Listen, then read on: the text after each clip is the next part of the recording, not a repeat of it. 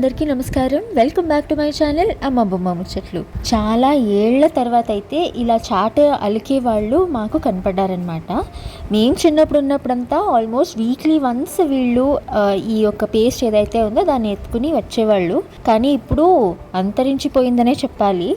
వీళ్ళు వచ్చేది తగ్గిపోయినప్పటి నుంచి యాక్చువల్లీ ఇక్కడ ఉండే వాళ్ళందరూ వాళ్ళే ఈధర్ ఇంట్లో ఆ ఒక పేస్ట్ని రెడీ చేసుకుని పాలిషింగ్ చేసుకుంటారు, లేకపోతే ఎలా ఉందో అలాగే యూజ్ చేస్తున్నారు అనమాట చాటని. కానీ ఇన్ని రోజుల తర్వాత వీళ్ళని చూడడం ఇదైతే మాకు చాలా సంతోషంగా అనిపించింది. అలాగే ఈ పేస్ట్ వచ్చేసి ఇంట్లో మేమే తయారు చేసుకోవచ్చండి. కొంచెం మెంతులు, కొంచెం పసుపు, అలాగే చాలా పేపర్స్ ఇవన్నీ కొంచెం నానబెట్టేసి క్లీన్గా గ్రైండ్ చేసుకునేస్తే ఈ యొక్క పేస్ట్ రెడీ అవుతుందండి. సో వాటిల్ని మేము క్లీన్గా ఇలా పాలిష్ చేసుకునేదానికి యూస్ చేసుకోవచ్చు. సో ఇంకా చాట అవంతా పాలిషింగ్ చేసేసిన తర్వాత నేను, మా చెల్లెలు, మా తమ్ముడు కొంచెం షాపింగ్ ఉంటే బయటకు వచ్చామన్నమాట. సో అప్పుడు నాకు కనిపించింది ఈ యొక్క ట్రీ. మీలో ఎంతమంది ట్రీని రికగ్నైజ్ చేస్తారు అని మాత్రం నాకు కమెంట్ సెక్షన్లో తప్పకుండా తెలియచేయండి. నేను చిన్నప్పుడు ఉన్నప్పుడు మాత్రం ఈ ట్రీలో యాక్చువల్లీ రెడ్ కలర్ ఫ్రూట్స్ వదులుతాయి. మేము కన్నడలో దాన్ని గసగసే అంటాము, తెలుగులో ఏమంటారో నాకు తెలియదు. కానీ మీకు ఎవరికైనా తెలిస్తే తప్పకుండా నాకు కమెంట్ సెక్షన్లో తెలియచేయండి. సో ఎక్కడ ఈ ట్రీ కనపడినా, ఎక్కడ ఈ ఫ్రూట్ కనపడినా ఇమీడియట్గా కోసుకొని తినేసేవాళ్ళం అనమాట. వాష్ చేసుకునే పని కూడా లేదనమాట. సో చాలా రోజుల తర్వాత ఈ ట్రీ కనపడిన దానికి నేను, మా చెల్లెలు, మా తమ్ముడు ఆ రోడ్లో ఎవరు చూస్తున్నారు, ఎవరు చూస్తలేదు, ఇవన్నీ కూడా ఏం లేదు. ఆ ఫ్రూట్స్ అన్నీ ప్లక్ చేసుకున్నామన్నమాట. మీలో ఎంతమంది ఈ ఫ్రూట్స్ తిన్నారు అండ్ మీలో ఎంతమందికి ఈ ఫ్రూట్ ఇష్టం అనేది నాకు తప్పకుండా కమెంట్ సెక్షన్లో తెలియచేయండి. ఈ ఫ్రూట్ ఒకటే కాదండి, యాక్చువల్లీ ఇప్పుడు వచ్చేసి ఫ్లవర్స్ అంటే pink flowers, purple, yellow, red, so ఇలా ఫ్లవర్స్ మొత్తం కవర్ అయిపోయి ఉంటుంది. అండ్ ఈ వీడియో ఒక 1 వీక్ బ్యాక్ది. సో అప్పుడు ఫ్లవర్స్ ఎక్కువ ఉండే, ఇప్పుడు ఫ్లవర్స్ ఫుల్ తగ్గిపోయినాయి. సో అప్పుడు వచ్చేసి మా ఇంటి దగ్గర పింక్ అండ్ వైట్ ఫ్లవర్స్ ఎక్కువ అనమాట. ఇలా పర్పుల్ షేడ్లో కానీ, రెడ్ లేదా ఎల్లో షేడ్. సో ఇలా లేదు మేముండే రోడ్లో, ఇది మెయిన్ రోడ్లో అనమాట. సో మెయిన్ రోడ్లో ఈ ఫ్లవర్స్ ఇంకొకటి ఏంటంటే మా చెల్లెలకి కలెక్ట్ చేయాలని ఆశ. సో రోడ్లో చూసిన ప్రతి ఒక్క ఫ్లవర్ని లైక్ అది బాగుంటే పోయేదాన్ని ప్లక్ చేసుకుని అది అలాగే క్లీన్గా ప్రిజర్వ్ చేసుకుని రోడ్ అంతా వచ్చిందనమాట. దాన్ని కోసివ్వడానికి మా తమ్ముడు హెల్ప్. ఇలా మేము ముగ్గురం ఆరాంగా ఎంజాయ్ చేసుకుని మా షాపింగ్ అయితే ఫినిష్ చేసుకున్నాం అనమాట. ఇక్కడ ఇంకొకటి ఏంటి అంటే ఒక షాప్లో ఉన్నాము అండ్ కొంచెం వెయిట్ చేస్తా ఉన్నాం. సో మా చెల్లెలు ఏంటి అంటే ఒక చేతిలో ఫ్లవర్స్, ఇంకొక చేతిలో ఫ్రూట్స్, అంటే అది కోసుకున్నాం కదా గసగస పళ్ళు, సో అవి పెట్టుకునింది. సో మేము అదే జోక్లు వేసుకుంటున్నాం అనమాట. ఇంటి నుంచి వచ్చేటప్పుడు ఏమీ తీసుకురాలేదు కానీ వెళ్ళేటప్పుడు మాత్రం పూలు పళ్ళు తీసుకెళ్దాము అని. ఇంకొకటి ఏంటి అంటే నేను, మా చెల్లెలు చేసే పిచ్చి పనికి కానీ లేకపోతే గోలకు కానీ పాపం ఎప్పుడు మా తమ్ముడు చిక్కేసుకుంటానండి. ఎందుకంటే ఇలాంటి ఫ్లవర్స్, లీవ్స్ ఏదైనా డిఫరెంట్గా కనబడితే అది ఇదర్ కావాలి అంటది, లేకపోతే నేను కావాలి అంటాను. సో అప్పుడంతా వాటిల్నంతా తుంచిచ్చేది మా తమ్ముడు. ఎందుకంటే కొంచెం హైట్, నాకన్నా హైట్ ఉన్నాను నా తమ్ముడు. సో పాపం మేము ప్రతిసారి ఏదైనా అడిగితే మధ్యలో చిక్కుని బలయ్యేదంటూ వాడే.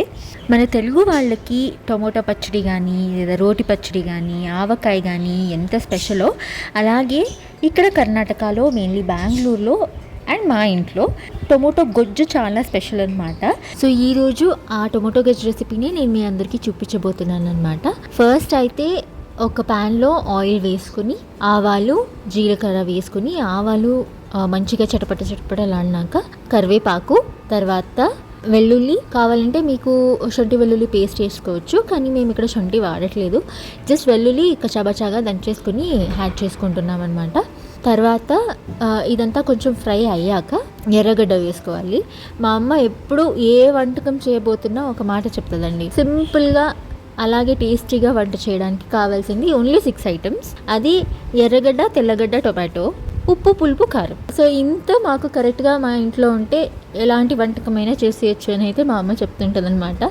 ఆనియన్స్ క్లీన్గా ఫ్రై అయిపోయిన తర్వాత నెక్స్ట్ మేము టొమాటోస్ వేసేసుకోవాలి. టొమాటోస్ వేసుకున్నాక ఒకసారి క్లీన్గా తిప్పేసి దానికి సాల్ట్, పసుపు, కారం పొడి, అలాగే ధనియాల పొడి ఇవన్నీ యాడ్ చేసుకుని క్లీన్గా మూత పెట్టేయాలన్నమాట. అంటే ఒకసారి తిప్పుకొని టొమాటోస్ ఉడకడానికి మూత పెట్టేయాలి. ఒక 10 మినిట్స్ టొమాటోస్ బాగా ఫ్రై అయిన తర్వాత ఒక స్మాషర్తో టొమాటోస్ని క్లీన్గా స్మాష్ చేసుకోవాలన్నమాట. ఫస్ట్ ఒకసారి చెక్ చేసుకోండి టొమాటోస్ ఇదే సాఫ్ట్ అయ్యాయా, ఉడికిందా లేదా అని. ఒకవేళ ఇంకా సాఫ్ట్ అవ్వాలి అంటే ఇంకొక 5 మినిట్స్ మీరు ఫ్రై అయ్యేదానికి వదలొచ్చు. లేకపోతే ఇమీడియట్గా స్మాషర్తో టొమాటో ఏదైతే ఉందో అది క్లీన్గా మీకు కావాల్సిన కన్సిస్టెన్సీలో స్మాష్ చేసుకోండి. స్మాష్ చేసుకున్న తర్వాత ఒకసారి ఉప్పు కారం రెండు చెక్ చేసుకోండి. ఏదైనా అడ్జస్ట్మెంట్స్ చేసుకోవాలి అనుకుంటే మీరు ఇప్పుడే ఎక్స్ట్రా స్పైస్ కానీ ఎక్స్ట్రా సాల్ట్ కానీ యాడ్ చేసుకోవచ్చు. టొమాటో అంతా క్లీన్గా స్మాష్ అయిన తర్వాత ఇంకొక 5 మినిట్స్ దాన్ని ఫ్రై చేయాలన్నమాట, పచ్చి వాసన పోయేటట్టుకు. ఇది అయిపోయినాక కొంచెం చింతపులుసు యాడ్ చేయాలి. అండ్ ఈరోజు నేను ఈ చింతపులుసు ఎందుకు యాడ్ చేశానంటే ఈ టొమాటో వచ్చేసి స్వీట్ టొమాటో అనమాట. సో ఆ స్వీట్నెస్ ఎక్కువ అయిపోతుంది అని పులుపు కోసం నేను టామరిన్ యాడ్ చేశాను. కావాలంటే మీరు లెమన్ కూడా యాడ్ చేసుకోవచ్చు. పైగా ఇప్పుడైతే మామిడికాయ సీజన్ కాబట్టి మీరు ఫ్రెష్ రా మ్యాంగోస్ కూడా యాడ్ చేసుకుంటే టేస్ట్ అయితే చాలా అంటే చాలా బాగుంటుంది. చింతపులుసు యాడ్ చేసేసినాక ఒక 2 to 3 మినిట్స్ స్లిమ్లోనే ఉడకనిచ్చి తర్వాత మీరు టొమాటో గుజ్జుని దించేయచ్చు. అంతే అండి, మా టొమాటో గుజ్జు రెడీ. మన దేశముద్రలో కోవై సర్లా గారు చెప్తారు కదండి ఒక డైలాగ్, వేడి వేడి అన్నంలో కొంచెం ఈ టొమాటో గుజ్జు పెట్టుకుని కొంచెం నెయ్యి వేసుకుని తింటుంటే చాలా అంటే చాలా టేస్టీగా ఉంటుంది. సో మీరు కూడా తప్పకుండా ఈ టొమాటో గుజ్జు రెసిపీని ట్రై చేయండి.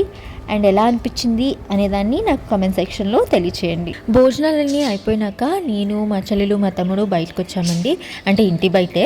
ఇంకొకటి ఏంటంటే ఈరోజు వెదర్ అయితే చాలా బాగుంది. మా ఇంటి దగ్గర పింక్ అండ్ వైట్ ఫ్లవర్స్ ఈ ట్రీస్ అన్నీ ఉన్నాయన్నాను కదా. సో జస్ట్ మా రోడ్లోనే మా పక్కింటి ముందు వచ్చేసి ఈ ఒక ట్రీ ఉందన్నమాట. లాస్ట్ ఇయర్ ఇన్ని ఫ్లవర్స్ అయితే లేదు, ఈ ఇయర్ అయితే ఈ ట్రీలో ఫుల్ ఫ్లవర్స్ ఉన్నాయి. ప్లస్ గాలి వేరే అంత జోరుగా వీస్తూ ఉండడం వల్ల ఫుల్ ఆ ఫ్లవర్స్ అంతా రాలుతూ ఒక సినిమాటిక్ ఎక్స్పీరియన్స్ లాగా ఉన్నిందనమాట. అంటే రియల్గా మాకు చూసేదానికి ఆ దృశ్యమే వేరే ఉన్నింది. నా మొబైల్ కెమెరా అయితే ఆ ఒక సీనరీకి జస్టిస్ చేయదు. అంత గాలి రావడం వల్ల అలాంటి ఒక వెదర్లో నేను మా తమ్ముడు నా చెల్లెలు ముగ్గురు ఆ ట్రీ కింద నిల్చుని రాలే పూలన్నిటినీ కలెక్ట్ చేసుకుని, అది మంచి మంచి పూలే, మరీ వాడిపోయిండేవి అలాంటివి కూడా కలెక్ట్ చేయలేదు. ఇంకొకటి ఏంటి అంటే ముగ్గురు నిలబడుకుని ఇలా హ్యాండ్స్ స్ట్రెచ్ చేసుకొని పెట్టుకున్నామన్నమాట. ఎవరికి ఫస్ట్ అయితే పువ్వు తనంటే తానే వచ్చి చేతిలో వాళ్తుందో వాళ్ళు గాడ్ గిఫ్టెడ్ లాగా అన్నట్టు. ఏవో మా పిచ్చి ఆటలు మేము ఆడుకుంటున్నాం. కానీ ఇదైతే one of the most memorable evenings అనే చెప్పాలి నాకు. అండ్ మేము ఆడడం చూసి మా పక్కింటి పాప కూడా వచ్చింది. సో ఆ పాప కూడా చాలాసేపు ఆడుతూ ఉన్నిందనమాట. రెయిన్ అయితే రాలేదు, అంటే కొన్ని కొన్ని చినుకులు పడ్డాయి కానీ అంత రెయిన్ అయితే లేదు. కానీ ఎప్పుడో ఒకసారి మా లైఫ్లో ఇలా మేము వర్క్, మా చెల్లెలు మా తమ్ముడు వాళ్ళ స్టడీస్ ఇలా చాలా బిజీగా ఉంటాం. కానీ ఒక్కసారి మేము ముగ్గురు కలిసినప్పుడు ఇలా చిన్న చిన్న మూమెంట్సే చాలా పెద్ద మూమెంట్స్గా పెద్ద మెమరీస్గా మిగిలిపోతాయి కదా. సో అయినంత వరకు ఇలాంటి మెమరీస్ని ఇలాంటి మూమెంట్స్ని దాచుకుని ఒక మెమరీ లాగా పెట్టుకోవాలి అనేది అయితే నా ఆశ. సో అది అయిపోయినాక ఇంకా మేము ముగ్గురం మా ఇంటి దగ్గరే ఉండే ఒక దుర్గాదేవి టెంపుల్కి అయితే వచ్చామన్నమాట. చాలా రోజులుగా మా చెల్లెలు మా తమ్ముడు పోవాలి అని అడుగుతూనే ఉన్నారు.